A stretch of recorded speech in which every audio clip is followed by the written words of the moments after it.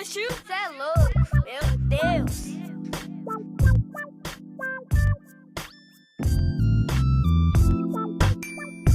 Halo teman-teman semuanya, perkenalkan nama saya Siti Agustin.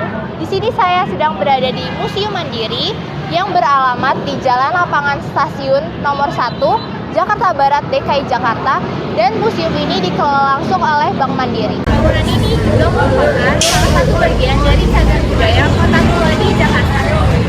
Teman-teman bisa naik Transjakarta sesuai nomor yang aku cantumin ya. Jangan lupa turunnya di halte kota. Selain itu bisa juga naik kereta dengan rute Bogor Line atau Tanjung Priuk Line. Tiket Museum Mandiri dapat dibeli langsung dengan pembayaran QRIS ataupun tunai. Harga dewasa atau umum Rp5.000, pelajar atau mahasiswa Rp3.000, dan wisatawan asing Rp15.000. Jam operasional Museum Mandiri dari Selasa sampai Minggu jam 9 sampai jam 3 sore. Agar tidak terjadi kesalahpahaman, teman-teman diharuskan untuk menitipkan tas di ruangan depan loket. Yuk teman-teman, langsung aja kita masuk ke Museum Mandiri. Museum ini memiliki luas 10.039 meter persegi yang pada awalnya adalah gedung Nederlandse Handelsmaatschappij atau Factory Batavia. Jadi salah satu bank operasi tani dan nelayan, urusan ekspor. Legal merger Bank Eksim bersama Bank Dagang Negara atau BON, Bank Bumi Daya atau BBD, dan Bank Pembangunan Indonesia atau Bapindo ke dalam Bank Mandiri 1999 menjadikan gedung tersebut menjadi aset Bank Mandiri. 1993, bangunan itu termasuk dalam salah satu bangunan yang mendapat sertifikat sadar pemugaran, penghargaan yang diberikan oleh Gubernur Suryadi Sordijo.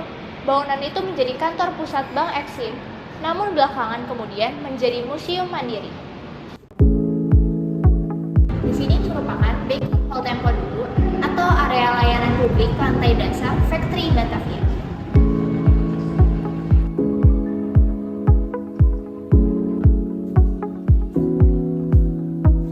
Nah, sekarang kita udah berada di ruang sejarah Museum Bank Mandiri. Di sini ada penjelasan tentang arah hembusan angin dipengaruhi perbedaan iklim di dua benua yang menghimpit Nusantara, yaitu benua Asia dan benua Australia. Di sini kita bisa lihat video dari sejarah Kepulauan Rempah-Rempah.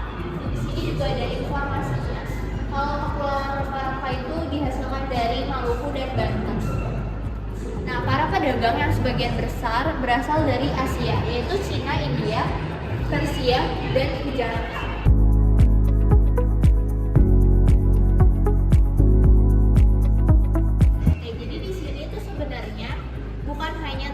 Sejarah Museum Mandiri saja, tapi juga sejarah tentang bagaimana Indonesia dijajah oleh perusahaan India Timur Belanda. Ini ada beberapa replika rempah-rempah yang diambil.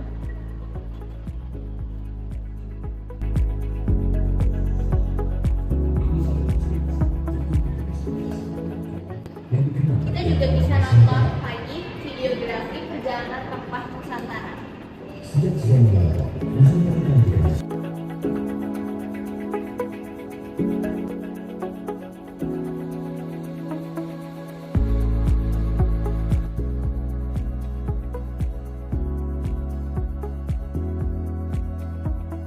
Juga ada penjelasan periodisasi di era kolonialisme, dan ini lambang dari Nederlandse Handelsmaatschappij.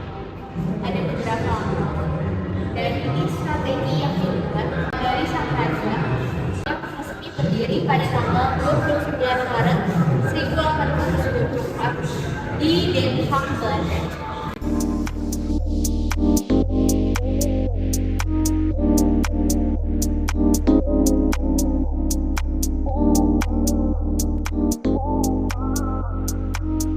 Di sini juga ada beberapa sertifikat yang didapat dari Nederlandse Handelsmaatschappij.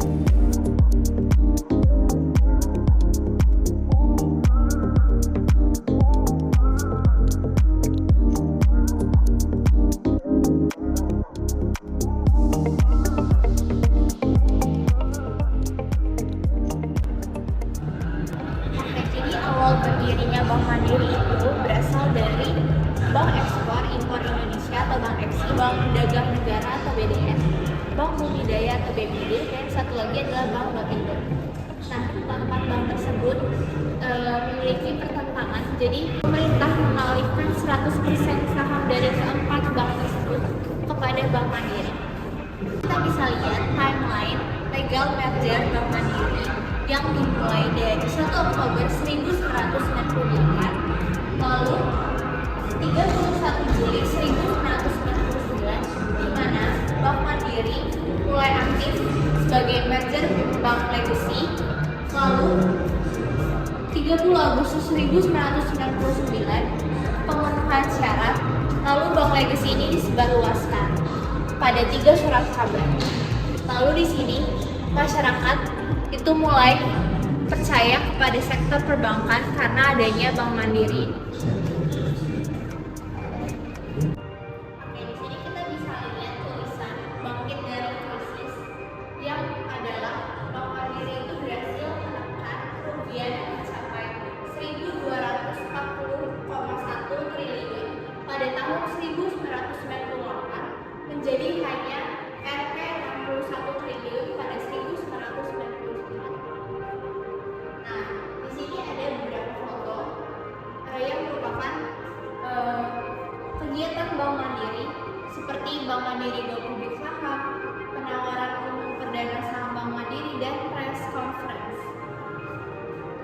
Kita juga bisa main ular tangga edukasi di sini. Ini ada informasi dari brand transformation Bank Mandiri yang awalnya seperti ini, lalu menjadi seperti ini. Di sini pada 14 Januari 2008 Bank Mandiri meluncurkan logo baru dengan tagline "Terdepan terpercaya, tumbuh bersama Anda". Makna dari logo baru Bank Mandiri.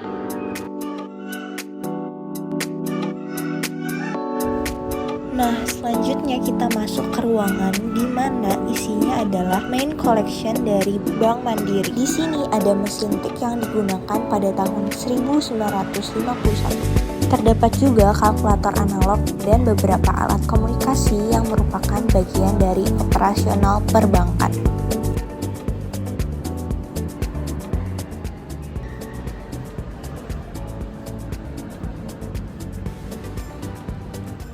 Teman-teman bisa lihat miniatur bangunan dari Museum Bank Mandiri. Ada beberapa koleksi yang bisa teman-teman scan untuk teman-teman bisa cari informasinya dan dengarkan. Di sini contohnya ada kalkulator analog. Di sini teman-teman bisa scan informasi dari kalkulator analog ini.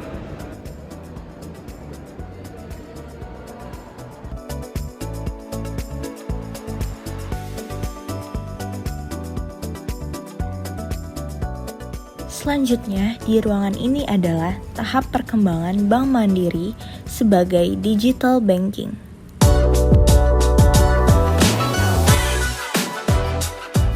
Perkembangannya dari tahun 2002, 2003 sampai pada 2023.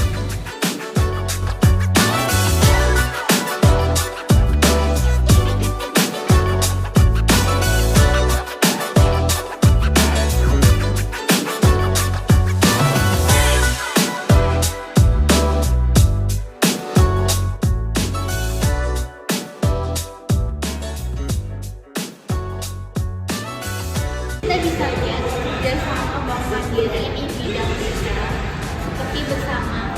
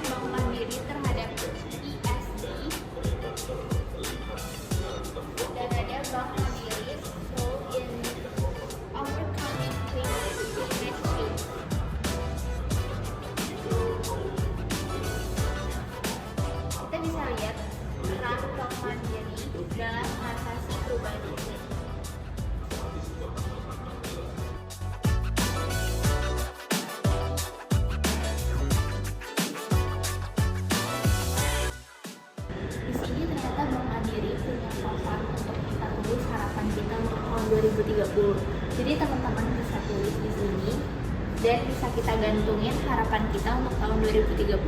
Koleksi perlengkapan buku seperti mesin tik, mesin printer, dan alat cetak surat persahabatan.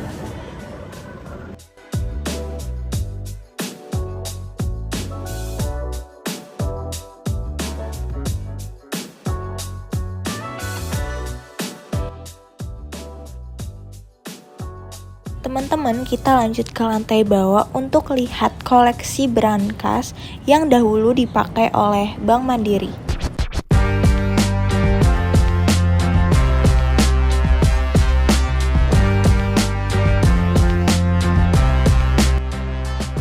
Ini koleksi brankas yang digunakan Bank Mandiri.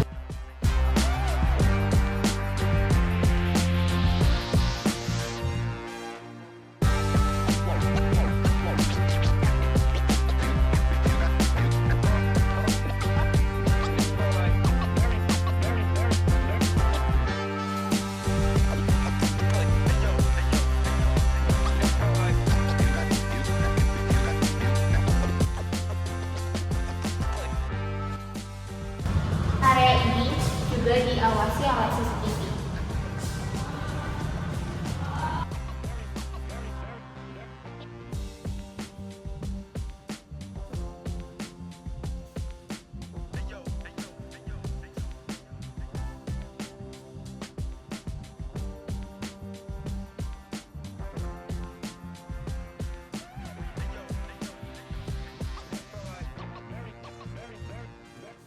Di sini terdapat koleksi-koleksi uang asli dari tahun 1948 sampai sekarang.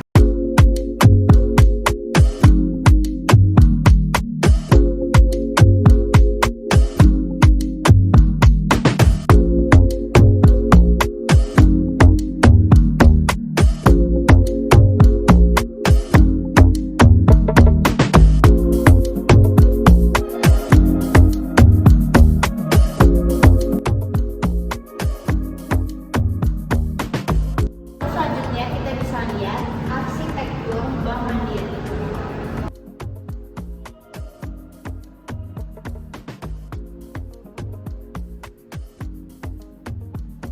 Kita juga bisa foto di kotak ini. Nah, di sini ada perjalanan bagaimana Bank Mandiri menempati Plaza Bapindo yang sekarang itu adalah Menara Mandiri.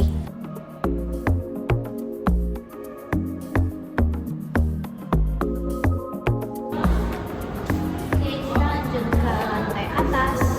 Teman-teman, untuk ke lantai 2 kita bisa naik lift atau naik tangga loh.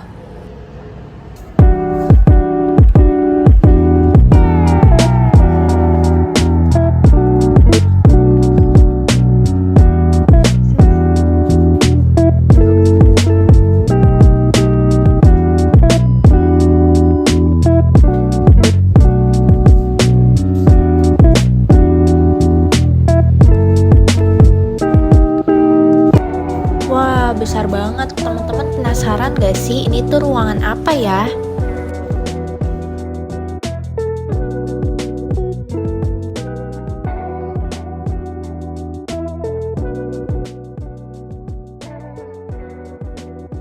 Oke, jadi di lantai 2 ini itu adalah conference hall atau ruang rapat besar yang dipakai 1933.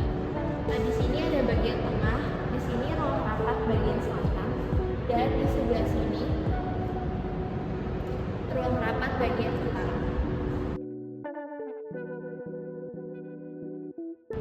Di sini ada beberapa orang yang merupakan pemimpin-pemimpin dari Bank Mandiri sendiri.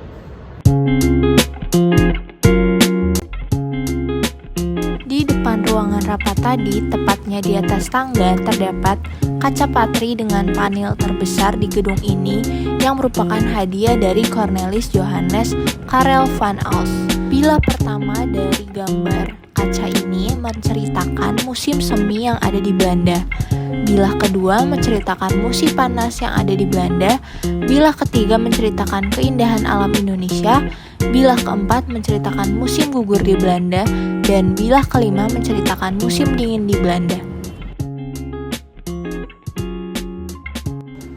Jadi Museum Mandiri menyediakan souvenir corner. Jadi teman-teman kalau mau atau mau beli bisa beli di sini. Tepat di sebelah kanan Souvenir Corner, terdapat teras kopi di mana teman-teman bisa memesan minuman yang dijual di sana. Fasilitas lainnya terdapat 3 toilet yang berada di lantai utama, lalu ada musola, aula sewa, dan area tempat duduk. Nah, setelah ngelilingin Museum Mandiri, teman-teman penasaran gak sih sama pengelolaan manajemen di Museum Mandiri ini? Jadi sekarang kita udah ketemu sama pengelola dari Museum Mandiri. Boleh perkenalan mas namanya dan jabatannya di sini sebagai apa? Halo teman-teman, nama saya Adli, saya tim leader dari program edukasi, marketing, dan sosial media dari Museum Mandiri. Kita langsung aja nanya tentang manajemen dari Museum Bank Mandiri ini. Pertanyaan yang pertama itu bagaimana struktur organisasi museum ini dan bagaimana masing-masing departemennya saling berkoordinasi? Struktur organisasinya kita ada beberapa tingkatan.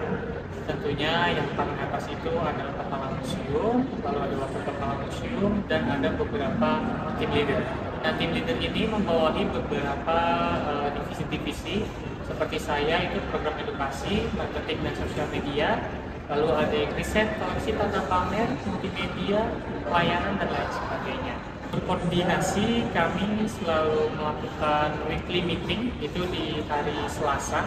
Kita report apa yang harus dilakukan satu minggu selanjutnya atau satu minggu sebelumnya kita ada kendala apa, itu semua kita utarakan di situ, dan permintaan apa yang perlu dipenuhi oleh pihak museum. Baik. Pertanyaan kedua, apa tantangan utama dalam manajemen museum, terutama dalam hal operasional sehari-hari? Tantangan utamanya cukup banyak ya, apalagi di kawasan Kota Tua ini kita tahu aksesnya tuh hampir bisa dibilang belum selesai. Jadi dari pembangunan MRT ini mengakibatkan beberapa jalan memang tertutup seperti itu. Tantangannya itu kita tentu ada penurunan dari wisatawan, tapi tentunya itu tidak menjadi alasan utama buat kita mengendurkan semangat. Kita mencari berbagai cara untuk meningkatkan kembali jumlah wisatawan kita dengan pengembangan fasilitas yang ada di destinasi kami. Selalu soal ketiga, pasti kan di museum ini memiliki banyak karyawan. Nah, bagaimana sih museum ini memiliki program khusus untuk meningkatkan loyalitas dan kepuasan karyawan? Nah, kami selalu mengadakan apresiasi. Jadi kalau ketika teman-teman sudah melakukan acara yang besar gitu ya, kita ada beberapa apresiasi. Lalu juga kalau acara-acara yang cukup padat juga, kita juga fasilitasi mereka siang dan lain. Karena kan kalau acara cukup padat mereka nggak bisa keluar untuk membeli makan dan lain gitu ya. Kami menyediakan makanan, lalu juga apresiasi kecil seperti reward, lalu juga ada jalan-jalan dan lain-lain, karena teman-teman di museum juga tentunya perlu refresh. Selanjutnya, bagaimana proses perencanaan strategis di museum ini dan siapa saja yang terlibat di dalam pengambilan keputusan tersebut? Untuk proses perencanaannya kita tanya dulu tentunya dari pihak bawah, teman-teman yang berada di museum itu pasti kan lebih mengetahui apa yang perlu dilakukan, apa yang perlu diperbaiki, dan lain sebagainya. Setelah dari bawah akan naik ke aku sebagai tim leader, dan dari tim leader akan sampai ke kepala museum dan wakil kepala museum. Nah, kami akan berdiskusi, membuat berbagai macam keputusan secara bersama-sama dan akan difinalkan oleh kepala museum. Ini soal pertanyaan tentang isi museum. Bagaimana museum menentukan prioritas dalam pengelolaan koleksi, kegiatan edukasi, dan membuat keputusan yang seimbang antara misi utamanya? Untuk menentukan prioritas perawatan koleksi, tentunya kami punya tim tersendiri. Tim riset, koleksi, dan tata pamer, tentunya mereka yang lebih memahami koleksi mana yang harus dirawat. Jadi setiap waktu bisa dibilang setiap minggu atau setiap bulan, saya lupa, itu ada pergantian koleksi. Jadi koleksi yang misalnya anggaplah satu minggu gitu ya, itu sudah harus berganti dengan koleksi yang baru, dan yang sudah dipajang itu harus kembali masuk ke dalam pramuka seperti itu. Jadi ada kayak estafet koleksinya supaya koleksi tetap terawat seperti itu. Lalu untuk program edukasi, kami selalu membuat berbagai macam program. Seperti kemarin kita membuat yang namanya teka-teki museum. Jadi teka-teki museum itu adalah memecahkan clue yang ada di museum, lalu teman-teman akan mencari clue-clue tersebut mengenai museum itu sendiri. Selanjutnya, bagaimana museum menentukan peran dan tanggung jawab masing-masing posisi dalam organisasi? Tentunya peran mereka sudah tertulis dengan jelas, bagaimana tim koleksi harus mendata koleksinya, karena kan koleksi nggak selamanya utuh gitu ya, ada koleksi yang rusak, berapa persen kerusakan dan lain, atau ada yang harus diganti, atau pengibahan koleksi dari bank mandiri misalnya dan lain-lain seperti itu. Peran-peran mereka sudah tertulis jelas, tentunya mereka lebih memahami dibanding kami yang dari pihak manajemen, karena mereka sudah ahli di bidangnya. Jadi cara kami ialah mencari orang-orang yang sesuai dengan bidangnya, seperti koleksi yang memang berhubungan dengan sejarah, arkeolog, dan sebagainya seperti itu. Lalu untuk pemandu juga kita mengambil dari jurusan yang memang sesuai. Jadi semua sudah tertulis dengan jelas dalam job desk-nya mereka tinggal mengikuti saja mengenai job desk-nya mereka, dan mereka bisa mengimprove. Kalau mereka mau improve, tinggal dalam kolom diskusi dengan manajemen mereka akan utarakan. Apakah museum ini memiliki sistem pengawasan yang digunakan untuk memastikan semua program dan kegiatan berjalan sesuai? Ya, tentunya ada. Pengawasan itu cukup ketat, bisa dibilang, baik dari sisi departemen head kami, lalu kepala museum, termasuk kami tim leadernya itu selalu memastikan kegiatan-kegiatan selalu terencana, karena kegiatan-kegiatan tersebut sudah dialokasikan, sudah dianggarkan, paling cepat itu hampir 1 bulan. Jadi tentunya kegiatan-kegiatan yang rutin itu per tahun memang sudah kami rancang, namun untuk kegiatan-kegiatan improvement pun juga kami selalu melakukan pengawasan.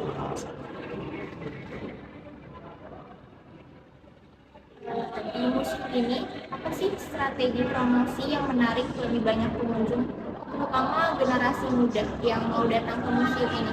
Strategi kami yang paling sering kami lakukan untuk saat ini mengingat musim hujan gitu ya. Sebelumnya kami melakukan clearing dan juga datang ke sekolah-sekolah. Tapi berhubung sudah mulai masuk bulan Desember, musim hujan dan mau liburan, kami ganti strategi lagi dengan live sosial media. Kami selalu live sosial media di pagi dan juga siang di akun kita TikTok di Museum Mandiri. Kita memberikan informasi-informasi terkait dengan kegiatan, lalu juga fasilitas atau bincang santai dan lain sebagainya. Itu semua teman-teman bisa lihat di live tersebut, atau kita membuat konten-konten yang menarik, konten-konten video yang menarik, mulai dari sejarah, hiburan, entertaining, termasuk juga promosi. Berarti live-nya bisa kita lihat di TikTok Museum Mandiri, dan konten-kontennya juga ada ya? Betul. Di Instagram juga ada? Iya, karena untuk konten-konten tersebut kita selalu track. Dari situ kita analisa bagaimana impact-nya terhadap jurnalisme. Bagaimana sih mekanisme khusus untuk menangani keluhan dari pengunjung yang datang ke Museum Mandiri? Kami punya angket kepuasan pengunjung. Jadi tentunya kita sebar platformnya. Jadi kalau ada kritik maupun saran, mungkin teman-teman malu untuk bilang ke tim pelayanan di museum, teman-teman bisa scan aja di situ, dan di situ ada angket kepuasan pengunjung. Teman-teman bisa menilai seberapa ramah, seberapa bersih, seberapa tahu teman-teman tentang museum ini, atau kritik dan saran yang teman-teman mau sampaikan tersedia di sini. Kami selalu monitoring selama sebulan sekali, kami kumpulkan apa yang bisa menjadi saran untuk kita dan kritik untuk kita yang bisa diperbaiki, dan akan kita lakukan perbaikan setiap 1 bulan. Bantuannya di mana? Ada di mana-mana Mas? Di dalam museum mandirinya. Bagaimana sih komunikasi dilakukan antar departemen, misalnya antara tim kamera dan edukasi dan pemasaran, dan bagaimana pertemuan rutin untuk memastikan semua divisi terkoordinasi? Kalau di Bank Mandiri, kami disebutnya pelaksana, dan tim pelaksana yang dari pihak Bank Mandiri untuk museum ini selalu bergantian bekerja di museum Mandiri. Jadi tentunya saya nggak sendiri, kami punya 5 tim pelaksana di museum Mandiri, itu selalu bergantian untuk memastikan koordinasi berjalan dengan baik. Contoh saat ini aku sebagai tim leader program edukasi dan marketing sedang ada di sini. Lalu tim maintenance dan cleaning service membutuhkan sesuatu, itu juga bisa lapor ke kami dan akan kami sampaikan ke pusat, karena kami sebagai tim leader juga memiliki 2 kantor. Jadi di Plaza Mandiri dan juga di Museum Mandiri selalu bergantian untuk memastikan koordinasi di dalam baik. Jadi antara pusat maupun Museum Mandiri selalu berkoordinasi.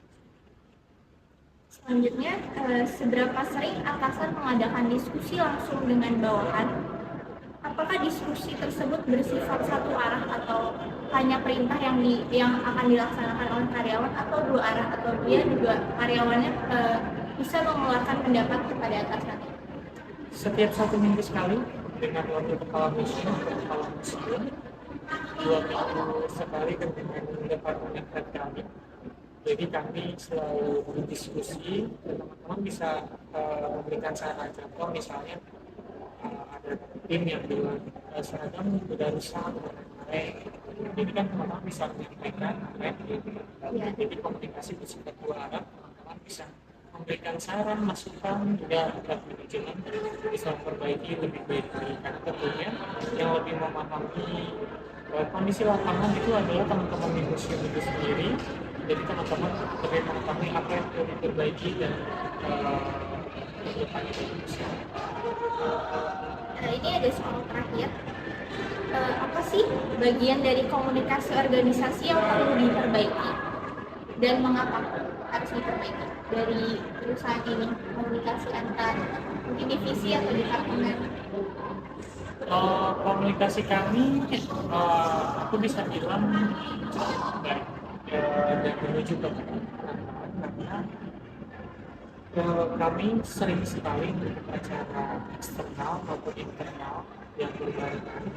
Semua teman-teman mampu menjalankan dengan sangat baik itu dari tim service, tim program, riset, koleksi, dan pengamannya, mereka saling membantu, membackup. Jadi ada satu posisi yang kosong, mereka bisa membackup, komunikasi sudah berjalan dengan baik. Dan saya rasa yang perlu ditingkatkan adalah seperti forumnya perlu kita buat lebih lama lagi supaya teman-teman bisa memberikan masukan-masukan yang lebih lama lagi. Karena sejauh ini selama saya bekerja di sini semua sudah berjalan sangat baik, teman-teman sudah memahami tugas dan posisinya masing-masing untuk membantu dan membackup temannya masing-masing, mereka sudah memahami hal ini. Baik, itu aja wawancara kita hari ini. Terima kasih. Gimana teman-teman sejarah dari perbankan Indonesia, khususnya Bank Mandiri? Sekian saja video singkat isi dari Museum Bank Mandiri. Saya ucapkan terima kasih. Sampai jumpa.